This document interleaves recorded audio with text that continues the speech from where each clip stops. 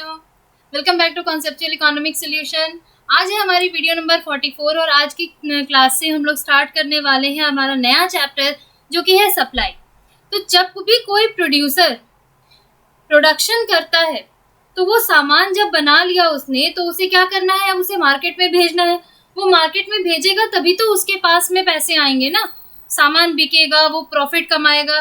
ठीक है, तो अब जो उसके पास में स्टॉक है उसमें से उसे कितना वो सामान जो है वो मार्केट में भेजना है, सप्लाई का लॉ क्या कहता है, वहाँ पर प्राइस का इफेक्ट क्या पड़ता है, ये सारी चीज़ें हम लोग क्या करेंगे इस चैप्टर में देखेंगे। जैसे कि मैं एक छोटी सी बात बता दूँ इस चैप्टर में कि हमने डिमांड चैप्टर जो पढ़ा था तो यहाँ पर बहुत कुछ उसी का वाइस वर्सा है, टॉपिक सारे वही हैं जो हमने डिमांड में पढ़े थे। तो इसलिए अगर ये है तो आपका एक डिमांड का चैप्टर भी जो है रिविजन भी होता जा रहा है और साथ ही साथ आपको अगर डिमांड अच्छे से समझ में आ गई है, डिमांड का कॉन्सेप्ट क्लियर है, तो फिर सप्लाई समझने में कोई भी प्रॉब्लम नहीं आएगी। तो चलो स्टार्ट करते हैं। सप्लाई, सबसे पहला तो सप्लाई में हम लोग देखते हैं कि सप्लाई आखिर होता क्या है। ठीक है, तो सप्लाई में हमें 4 चीजें ध्यान देनी पड़ती है, तो उसके डेफिनेशन से हम लोग वो 4 बातें ढूंढ करके निकालते हैं। देखो, डेफिनेशन सप्लाई का क्या कहता है कि आखिर सप्लाई है क्या। तो जैसे कि डिमांड में हमने 3 चीजें देखी थी कि desire, ability and willingness to pay. एक तरह से ये डिमांड का रिवीजन भी होता चला जाएगा यहाँ पे कि जो चीजें हमारी इच्छा है, जरूरत है, हम उसे पे करने की क्षमता रखते हैं, तो हमारा डिमांड फुलफिल हो रहा था। अब यहाँ पर देखो सप्लाई में क्या है, it refers to the quantity of the commodity. सबसे पहले जो चीज हमें मिली वो है quantity of a commodity. Underline जिस वर्ड्स पे कर रही हूँ उस पे ध्यान देना। विच अ प्रोड्यूसर और अ सेलर और अ फर्म, वो कोई भी हो सकता है, एक सिंगल प्रोड्यूसर हो सकता है, कोई फर्म हो सकती है, ठीक है, या फिर कोई पर्टिकुलर सेलर हो सकता है। विलिंग टू सेल मतलब जो सामान वो बेचना चाहता है, जितनी क्वांटिटी वो बेचना चाहता है, in the market at a particular price पे और a given period of time. ये 4 जो अंडरलाइन किया है मैंने, उन चारों पे आपको क्या करना है, फोकस करना है। ये 4 चीजें याद रहेंगी तो सप्लाई का डेफिनेशन कंप्लीट हो गया। दैट मीन्स किसी भी कमोडिटी की वो क्वांटिटी जो कि मार्केट में सप्लायर, प्रोड्यूसर या सेलर बेचना चाहता है, इच्छा रखता है सामान को भेजने की, किसी पर्टिकुलर प्राइस पे और पर्टिकुलर पीरियड ऑफ टाइम पे। अब पीरियड ऑफ टाइम हमने क्यों कहा, क्योंकि एक टाइम ड्यूरेशन होता है, उस पर्टिकुलर टाइम ड्यूरेशन में वो सामान को मार्केट में भेजना चाहता है। तो यहाँ पर अब बात आती है स्टॉक क्या है और सप्लाई क्या है। ठीक है, तो हमारे पास जो सामान पड़ा है जो स्टॉक के रूप में, क्या वही सप्लाई हो जाएगा? तो नहीं। स्टॉक और सप्लाई में एक मेजर डिफरेंस ये होता है कि जब हम सप्लाई की बात करते हैं तो सप्लाई एक पर्टिकुलर पीरियड ऑफ टाइम में होती है और स्टॉक हम लोग पॉइंट ऑफ टाइम में देख सकते हैं। तो चलो उसका डिफरेंस देखेंगे, उससे पहले एक एग्जाम्पल देखते हैं सप्लाई के डेफिनेशन से रिलेटेड। मिस्टर ए, आप वहां पे अ सेलर भी लिख सकते हो, mister A a seller is willing to sell, वो बेचना चाहता है। देखो चारों चीजें यहाँ कैसे आ जाएंगी, willing to sell 1000 kg of rice. Quantity आ गई, क्वांटिटी पता चल गया कितना वो बेचना चाह रहा है, एट अ प्राइस ऑफ 30 पर kg, प्राइस भी दे दिया है। इन अ मंथ, पूरे महीने में वो 1000 kg बेचना की इच्छा रखता है, पूरे महीने में 1000 kg बेचने की इच्छा रखता है। ठीक है, और साथ ही साथ किस प्राइस पर वो बेचना चाह रहा है वो भी आपके पास में दिया हुआ। मीन्स चारों चीजें हमारी यहाँ पर आ गई।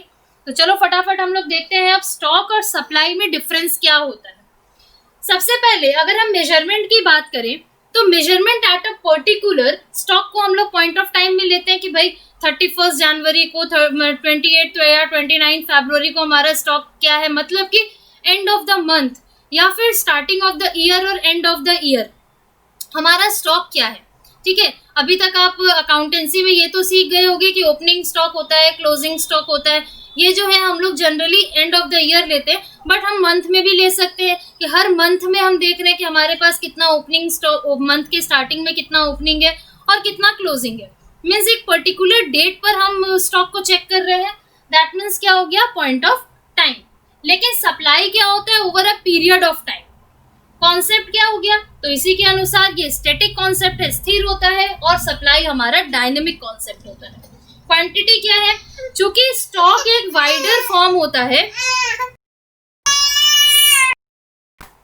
तो जब हम क्वांटिटी में देखते हैं तो यहाँ पर क्या समझ में आता है कि स्टॉक मीन्स क्या है कि हमारे पास में, कोई प्रोड्यूसर के पास, कोई सेलर के पास में जितना सामान पड़ा हुआ है वो उसका स्टॉक हो गया at particular point of time.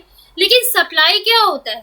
वो मान लो कि मेरे पास, मेरे गोडाउन में 100 पीस मार्कर रखे हुए हैं, लेकिन मैं मार्केट में 25 पीस मार्कर को भेजना चाहती हूँ। ठीक है, मैं मार्केट में अपने गोडाउन से 25 मार्कर देना चाहती हूँ, तो मैंने सप्लाई कितने मार्कर की? 25 मार्कर की। मेरे पास में, मेरे स्टॉक में 100 मार्कर है। दैट मीन्स क्या हुआ कि stock never be less than the supply, because supply is the part of stock, क्योंकि सप्लाई स्टॉक का एक पार्ट होता है।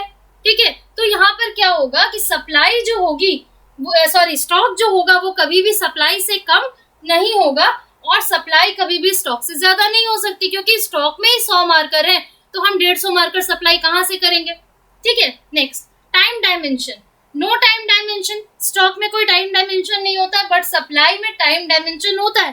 दैट मीन्स, क्योंकि स्टॉक तो हम लोग पर्टिकुलर पॉइंट ऑफ टाइम में लेते हैं ना, लेकिन जो हम अपना सप्लाई ले रहे हैं, सप्लाई क्या ले रहे हैं? पर घंटे में कितना सप्लाई हुआ है, पर आवर, पर डे, पर मिनट। ठीक है, सारा कुछ हम लोग क्या देखते हैं? पर मंथ, सब कुछ इसमें क्या करते हैं हम लोग? देखते हैं।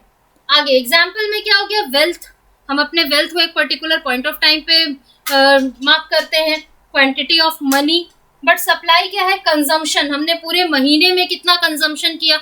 हम अपने घर का बजट बनाते हैं ना, राशन लाते हैं, सामान लाते हैं, खर्च करते हैं, तो क्या देखते हैं कि पूरे महीने हमने कितना कंजम्पशन किया, तो वहां पर क्या हुआ? कंजम्पशन। इन्वेस्टमेंट, हम कितना इन्वेस्टमेंट कर रहे हैं, तो ये हमारा स्टॉक और सप्लाई में डिफरेंस हो गया। अब उसके बाद आता है लॉ ऑफ सप्लाई। जैसे हमने डिमांड में पढ़ा था कि while other thing being constant, when price of the certain commodity falls, then its demand rises and vice versa। वैसे ही यहाँ पर भी होता है, while other thing being constant, वो हम यहाँ पर भी देखते हैं। other factors remain constant, that means ceteris paribus। तो अब देखो सप्लाई का लॉ हमें क्या बताता है? सप्लाई का लॉ हमें बताता है कि जैसे जैसे प्राइस बढ़ेगा, ठीक है, डिमांड में हम लोग जो काम करते थे उसका उल्टा जनरली हम लोग करते हैं सप्लाई में। तो यहाँ पर क्या हुआ कि जैसे जैसे प्राइस बढ़ेगा, that means when the price of the certain commodity rises, it's supply rises. अब क्यों, वो मैं बताऊंगी आगे। अभी देखो, it states that the price of the commodity and quantity supplied are positively related. हमने क्या पढ़ा था जब डिमांड पढ़ा था? That is inverse relationship between the price and the demand of the commodity, या फिर क्वांटिटी डिमांडेड। ठीक है, उसमें इनवर्स रिलेशन था, बट यहाँ पर क्या होता है? There is positive relation between price and supply.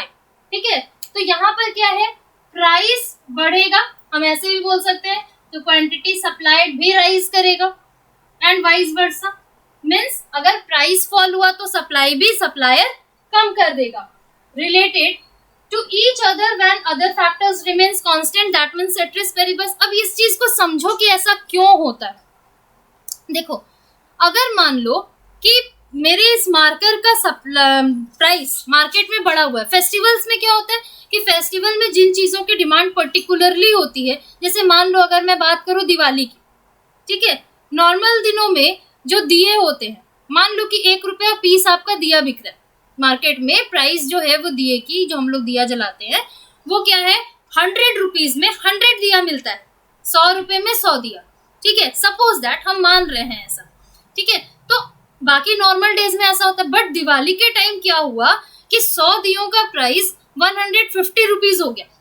अब जो है वही 100 दिए का प्राइस 150 रुपए मिल रहा है किसी भी सप्लायर को, तो वो क्या करेगा? मार्केट में ज्यादा सप्लाई रखेगा ना, कि भाई कहीं भी जो है कोई कस्टमर अगर किसी दुकान पे आए तो उसे वापस ना जाना पड़े, नहीं तो मेरा नुकसान हो जाएगा ना, उसको एक्स्ट्रा 50 पैसे पर दिए का नुकसान हो जाएगा। तो यहाँ पर क्या होता है, जब चीजों का प्राइस बहुत ज्यादा होता है, पिक पर होता है, तो क्या होता है कि उसकी सप्लाई मार्केट में पूरी अच्छे से करके रखी जाती है। कोई भी फेस्टिवल हो, जिस फेस्टिवल में जिस चीज का डिमांड बहुत ज्यादा है, ठीक है, जो भी सामान होता है वो जिस भी फेस्टिवल से रिलेटेड होता है, तो उस पर्टिकुलर सामान के लिए क्या करता है, सप्लायर मार्केट में सप्लाई को पूरी तरह से कंप्लीट करके रखता है। ठीक है, तो चलो इसे एक शेड्यूल से समझते हैं। जैसे देखो हमने यहाँ पर एक छोटा सा शेड्यूल लिया है कि प्राइस 1 रुपए से 2 रुपए, 3 रुपए, 4 रुपए, जैसे जैसे प्राइस बढ़ रहा है वैसे वैसे सप्लायर क्या कर रहा है, अपनी सप्लाई को बढ़ाते चला जा रहा है। यहाँ प्राइस राइज करा, वहां पे सप्लायर ने क्या किया, अपनी क्वांटिटी सप्लाइड। तो यहाँ पर हम लोगों ने क्या देखा है कि जैसे जैसे प्राइस राइज कर रही है वैसे वैसे सप्लाई भी राइज कर रहा है, बढ़ रहा है। ठीक है, सप्लायर जो क्या करता है, मार्केट में सप्लाई ज्यादा करता है। अब इसे जब हम डायग्राम से देखते हैं तो यहाँ देख रहे हैं जैसे जैसे प्राइस हमारे राइज किया 1 से 2, 2 से 3, 3 से 4, वैसे ही क्वांटिटी डिमांडेड भी 5 to 10, 10 to 15, 15 to 20 हो रहा है। अगर हम इसे उल्टा देखें, मीन्स कि प्राइस जब 3 रुपए था तो क्वांटिटी डिमांडेड 15 यूनिट्स था, लेकिन जब प्राइस कम हो गया, 2 यूनिट हो गया, तो क्वांटिटी डिमांडेड क्या हो गया, कम हो गया है। 2 से 1 रुपए हुआ तो वो 10 से 5 यूनिट में चला गया है। दैट मीन्स क्या हुआ, प्राइस अगर राइज करेगा तो सिंपल सा फॉर्मूला है कि सप्लाई राइज करेगा, और प्राइस फॉल होने पर हमारा सप्लाई भी कम हो जाएगा। ठीक है, तो ये हमारा हो गया शेड्यूल एंड डायग्राम। अब इसी डायग्राम पर क्या हो रहा है, एक्सटेंशन भी है, कॉन्ट्रैक्शन भी है। कैसे एक्सटेंशन है, तो जब हम लोग क्या कर रहे हैं, एक्सटेंड करते हैं। हमने एक्सटेंशन और कॉन्ट्रैक्शन का कॉन्सेप्ट जो है वो डिमांड चैप्टर में पढ़ा है। ठीक है, कि जब हमारा कोई भी चीज हम एक्सटेंड करते हैं मीन्स फैलता है। ठीक है, यहाँ पर क्या हो रहा है, एक्सटेंशन हो रहा है। जब हम लोग क्वांटिटी डिमांडेड को 10 से 15 कर रहे हैं, दैट मीन्स एक्सटेंशन हो रहा है। ठीक है, लेकिन जब 10 से 5 में आ गया, दैट मीन्स क्या हुआ, कॉन्ट्रैक्शन हुआ। जब रिवर्स में जाता है तो वो क्या हो जाता है, कॉन्ट्रैक्शन होता है। तो चलो लॉ, जब हम किसी लॉ की बात करते हैं तो लॉ के साथ अजम्पशंस आते ही आते हैं। तो अजम्पशंस को देखते हैं कि लॉ ऑफ सप्लाई के अजम्पशंस क्या होंगे। तो स्टार्ट करते हैं अजम्पशंस को। अजम्पशन में पहला अजम्पशन है, जैसा कि हम जानते हैं कि अजम्पशंस का मतलब क्या होता है, नो चेंज। दैट मीन्स क्या क्या चीज में चेंज नहीं होना चाहिए। तो technology, price of inputs, taxation policy and government subsidy of the government, price of other goods and goal of the firm, ये सारी चीजें हमारी जो है वो कांस्टेंट होनी चाहिए। आई होप कि आप लोग को यहाँ तक समझ में आ गया होगा। अगर मान लो कि कोई भी दिक्कत हुई हो तो आप कमेंट बॉक्स में लिख करके हमसे पूछोगे। समझ में आ गया है तो भी आप क्या करोगे, लाइक करोगे और कमेंट करोगे। तब तक के लिए bye bye, have a nice day and take care.